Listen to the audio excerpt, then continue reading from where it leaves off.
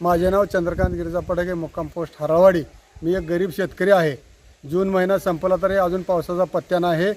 शेतकऱ्यांनी काय करायचं? शेतकऱ्याला एवढं दुःखाचा डोंगर कोसळला आहे तरी सरकारने शेतकऱ्यासाठी काहीतरी विचार करावा. कर्जमाफी केली, ही कर्जमाफी कोणाला आली कोणाला नाही आली ही काय चुकीचं झालेली आहे.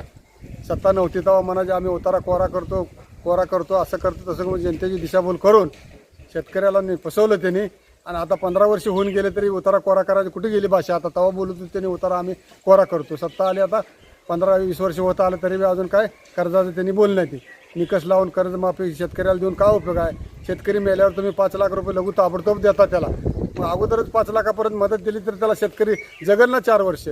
की तुमच्या हातात असताना तुम्ही काय नुसतं बोलून लहान लेकराचं समजूत काढल्यासारखं करताय. असं तसं निकष लावलं कुठलं शेतकरी मापात बसत नाही ते कर्जात. आता पेरणी आल्या, बेभरण स्वस्त नाही, पाऊस पडणार, पाण्याची टंचाई, पाणी प्यायला नाही, गुरं जनावरं, शेतकऱ्यांनी काय करायचं? आत्महत्या करायची वेळ आली तरी तुम्ही आत्महत्या केल्यावर लोक पैसे देता 5 लाख रुपये.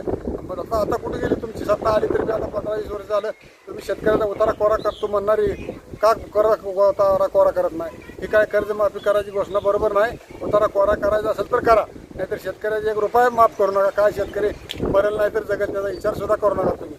पण पुढच्या येईल त्या काळात तुमची आपलं गॅरंटी नाही, मतदान करणार नाही ती लोक तुम्हाला. तुम्ही सगळं राजकारण करताय, शेतकऱ्याला फसवताय. पाण्याची टंचाई, आता गुरं जनावरांना चारा नाही, काय तर भरण शेतकऱ्याला मोफत द्यावं, पाऊस पडेना.